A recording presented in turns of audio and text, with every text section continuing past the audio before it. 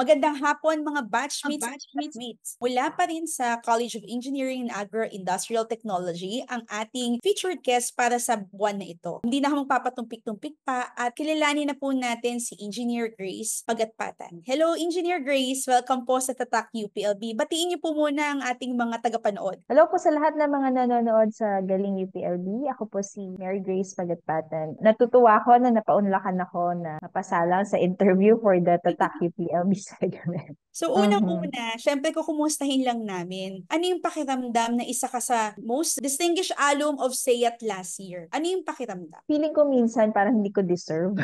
Kasi syempre, makikita naman natin, lahat naman ng mga batchmates ko and everyone na nagtapos sa UPLB ay magagaling and they need to also be distinguished. But personally, syempre, very thankful ako na na-distinguish ako at nakita nila yung mga efforts ko, kung ano yung narating ko sa career ko. And I know I will be learning more, but thankful pa rin ako kasi na-recognize nila yon. Alam mo yun, God is always kung ano man yung binibigay sa mga opportunities. And siguro sabi niya na rin na ibigay natin yung recognition na to for her. And it just parang it boosts me up. It boosts also my confidence na nakita pala nila that I can do something, that I was able to do something. And mas na-encourage ako to do well with what I am currently doing and to do more. Congratulations uli ha. Ngayon Thank naman, you. syempre balikan natin yung mga panahon na namimili ka pa ng kurso. Pwede ba naming malaman bakit mo pinili yung agricultural engineering? So, sa totoo lang, ako ay pumasok as BS Agriculture. Tapos, without knowing, galing ako sa ibang lugar. Galing na ako actually sa syudad. And then, sabi ko, bakit agriculture? But, when I came here, I realized kung ano yung kahalagahan lalo ng agriculture. Coming from a background of halos lahat ng mga kamag-anak ko ay farmers. Fortunately lang ako ay lumaki ako sa syudad. Kasi ang parents ko ay hindi naman naging farmer eventually. But, lahat ng kapatid ng parents ko ay mga farmers. And then I began to appreciate agriculture more, especially when I studied here sa UPLB. Hindi mo kasi mararamdaman yung impact ng agriculture lalo na kapag bata ka. Siyempre, mas na-enjoy mo yung comfort ng life, kung ano yung mga nakikita mo sa syudad, siyempre yun yung nagugustuhan mo. But when I came here, I realized na, oh, okay pala ang agriculture. And then sabi ko, gusto ko magkaroon ng engineer sa pangalan ko. Kasi bata pa nga ako, no? Ano kaya yung pinakamadaling maanuhan ng course ko? Kasi galing ako sa agriculture. So for 1 year, kapag lumipat ka ng ibang engineering department, so hindi mo makikredit yon. Sayang naman, sabi ko gano'n. So I will just take up ag-eng. Kaya ako napunta sa agricultural engineering. Hindi man siya yung parang grandiose na reason, but I think I was meant to be here. I think so too. Kasi siguro ito talaga yung akala mo lang little things, yung yung reason kung bakit gusto mo. Kasi it happens naman, marami tayong mga alums din na nagsasabi na, ito lang naman kasing gusto ko. But eventually, dun sila nagbo-bloom at dun sila talagang nagkakaroon ng impact sa ibang tao. So nakakatuwa lang kasi yung kwento mo, mga relative mo ay farmers. So basically, meron Yes. siyang na-imbibe sa iyo na mahalin din yung sector na ito. Kasi kapag umuwi kami ng probinsya, syempre puro palayan. Tapos makikita mo mga kalabaw. Parang sarap yung buhay na nasa probinsya ka, maano yung simoy ng hangin. But hindi mo ganun pa na-appreciate that time. Eventually, yun nga, nung pumasok ko. Ganun pa na agriculture. Grabe yung impact niya sa atin na it makes you, parang ino-open niya yung mind mo for other things. It makes you think outside the box or where you are currently comfortable with. Ito naman ma'am, after you graduate, talaga bang plano mo na magtrabaho sa academe? Actually, hindi. Minsan na talaga may mga decision ka sa buhay na minsan mapapa-wonder ka bakit. Pero ang gusto ko sana talaga is kasama ng mga batchmates ko sa private sector din. However, I was asked na kung pwede akong maging research assistant sa isang project dito sa UPLB. And that started it. So parang napamahal na ako sa research from then on. Na hinahanap-hanap ko siya palagi. Ay, masaya pala mag-research. Hindi ko talaga siya linano. Kasi parang, di ag-eng na ako. May engineer na ako sa pangalan ko. So parang gusto mo pumunta sa mga private sectors kung saan mapapatunayan mo sa sarili mo kasi hindi mo kilala yung mga tao doon. And then, I was asked nga to be a research assistant. Tinanggap ko. And then, doon ko nalaman yung kahalagahan din ng research when it comes to agriculture and specifically sa engineering. Konti lang ang mga mga agricultural engineering graduates ng UPLB and even sa buong bansa, kakaunti lang talaga. So, I think whatever career you choose or yung path na gusto mo, kung magkakaroon siya ng impact, why not? So, na-realize ko no, habang nagtatrabaho ko, ganito pala, kapag nasa academe ka, mas grabe yung pressure, kailangan lagi kang may outputs, mga deadlines. Parang feeling ko nag-aaral pa rin ako hanggang ngayon. Sabi ko, ayoko na mag-aral eh. After ko graduate, sabi ko, dapat stop ka na sa pag-aaral. Pero eventually, dun ka pa rin. And the more na nag-learn ako, the more na mas na-enjoy ko. Gano'n ka na ba katagal sa UPL nagtatrabaho? Nag-start ako ng 2013 actually, pero 2014 yung parang naging talagang contract ko. Kasi nag-masters ako. And after ko mag-masters, bumalik pa rin ako sa academy for the research. Actually, halos puro research yung naging work ko. Tingin ko magiging maganda talaga yung track mo kasi akala mo lang hindi mo gusto yung ginagawa mo pero eventually as you learn, mas lalo mong napapamahal doon sa ginagawa mo. Oo. Ang pinaka-favorite ko siguro kapag nakakasalamuha ko na yung mga farmers natin. May naiiwan eh. Pag pupunta ka doon and you talk to them and you ask them, ano po ba yung may tutulong namin sa inyo? And the fact na kailangan at gustong-gusto talaga nilang matulungan mo sila. May naiiwan sa heart mo na parang, hindi ko pala pwedeng iwanan lang ng ganito at di pwedeng ganito lang yung trabaho. Kailangan yung gagawin ko, it will be something that will be very helpful to the farmers, to them. Alam mo yun, parang nagkakaroon ka na sense of patriotism. Nandun talaga tayo sa you have to serve the nation. Oo, hindi mawala sa ano mo yun na magsaserve ka. Kahit sabihin mo na parang, minsan gusto ko, yung parang self-service na lang lahat. But it's parang mas maalwan sa pakiramdam if hindi ka self-serving but you are giving service to others. Yung tumutulong ka talaga. Siguro nananalaytay talaga yun sa mga dugo ng mga tatak UP. Hindi lang tatak UPLB ha. Oo, actually may kausap ko last time yung friend ko na UPLB graduate din. Siyempre, kung makikita mo parang ang ganda-ganda ng sa ibang bansa, no? Kasi nakatira na ako sa ibang bansa before and the convenience and everything, it will make you wonder, bakit ako bumalik ng Pilipinas? But ando doon talaga, sabi niya nga sa akin. Kasi kahit naman pumunta ka sa ibang lugar, hindi mo maiwan yung naiwanan mo dito. Parang you left a part of you dito sa Pilipinas. That is always yung to serve. Hindi ko alam kung bakit, but it's just parang yun yung legacy na iniiwan sa atin even while we were learning here in UP.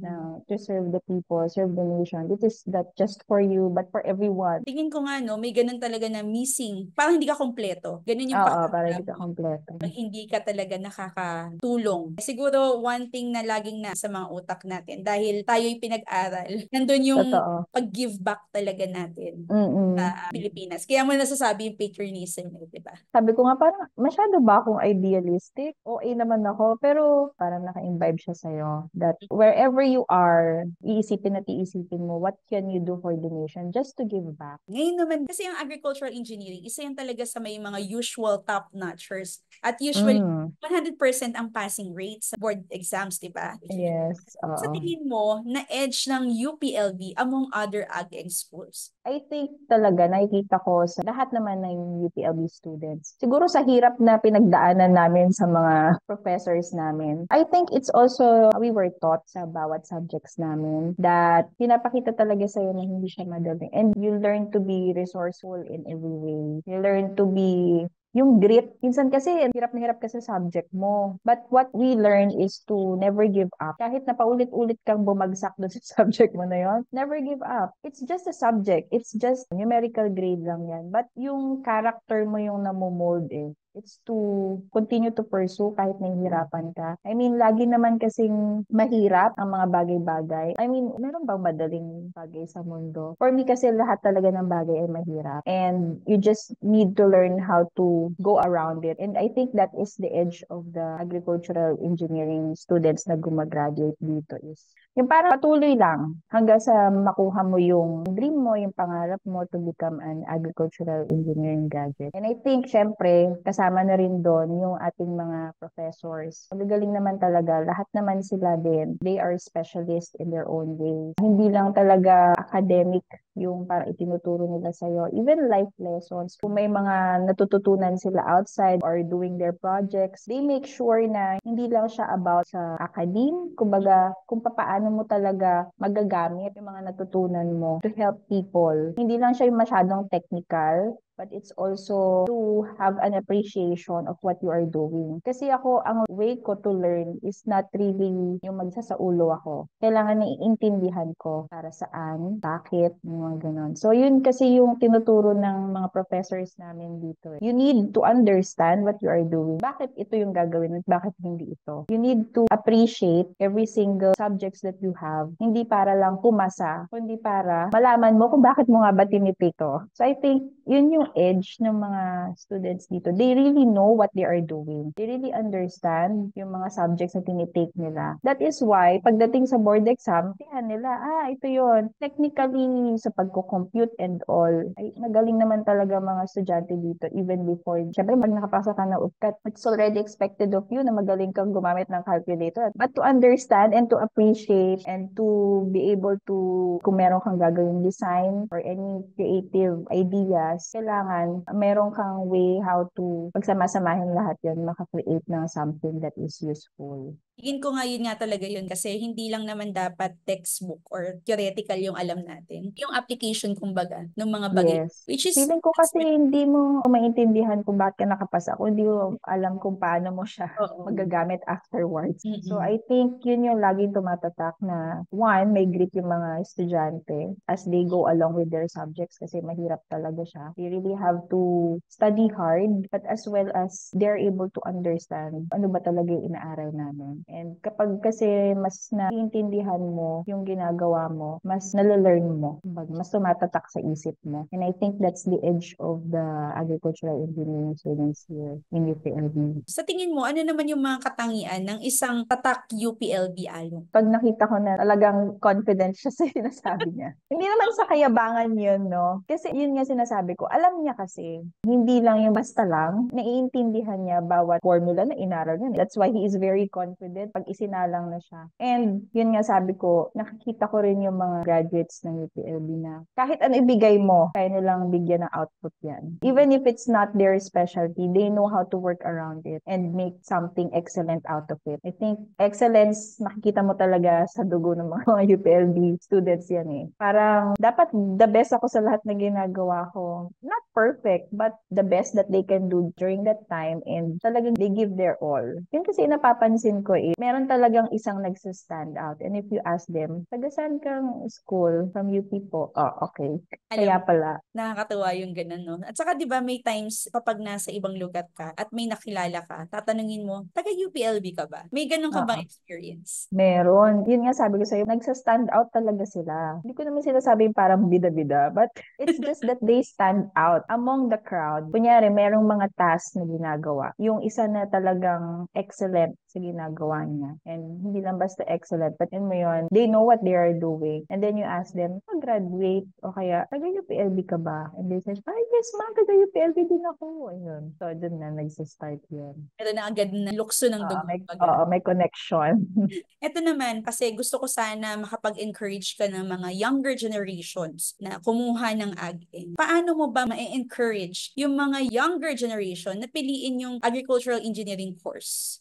Ako kasi, sabi ko nga kanina yung kwento ko, it's not something that I really chose, but it's something that was parang I learned to love. So sa ngayon pa lang, I'm really encouraging younger generation to think outside the box, go out of your comfort zone, and know what you can give and you're capable of. Minsan kasi hindi mo siya agad malalaman right after graduate ka ng high school eh. Kasi ang daming opportunities. Pwede ka naman sa iba mag-aral. Why agriculture? Because siguro, makikita mo na lang din pag nanonood ka sa news, what is it that you want to protect? Parang gano'n. What is it that you want to preserve? Pamili ka ba sa food? O di food preservation? Saan mo malalaman yan? Sa agriculture. O, di ba? Hindi ko kasi masasabi talaga na agad-agad na parang maiinganyo ko sila. But as you can see, no, agriculture talaga ang parang main industry dito sa Pilipinas na nane-neglect. And we really need more young minds. We really need more people who can think outside of the box. Parang habang bata pa, no, nurture na yung utak nila such that they will know how to make the industry better, make agriculture better here in the Philippines. Philippines. Kasi i-compare mo kung makapunta sila sa ibang bansa eventually. Makikita mo talaga yung disparity and nakakalungkot yun. Ibig sabihin lang, we need new ones to think on how to get out of the problems, situations, and magkaroon ng mas maraming tao na magtutulong-tulong na umangat yung agrikultura sa ating bansa. Kailangan talaga natin ng young bloods, no? Kasi yung Yes. mga creative yung utak eh. Kung Mm-mm. paano, alam mo yon hindi natin naisip before, but Mm-mm. marami silang pwedeng masuggest kung Yes, paano. maybe sila ang mas nakakaalam na right now, 'di ba? Kasi hindi naman forever na kung sino yun lang yung mga nag-start sila na lang. Kailangan pa rin na merong mga bago, lalo na yung mga bata. Sabi nga, sila talaga yung future natin. Sila talaga yung mag-aangat. Eventually, tayo tatanda lang ng tatanda. Pero Oo. sila yung pwede nating isabak na baka meron tayo palang mas magandang masolusyon dito. Lalo na ngayon, with the technologies that we have, everything is possible na. And I think kailangan lang talaga ng mga bagong tao na mag-isip kung ano ba yung mga possible na innovations na pwede nating magawa to help the industry. Maraming salamat ha, Engineer Grace, sa iyong nakwento sa amin sa hapon na ito. Siguro last na lang, para Mm-mm. sa mga papasok ng mga agricultural engineering, ano yung pwede mong ma-advise sa kanila?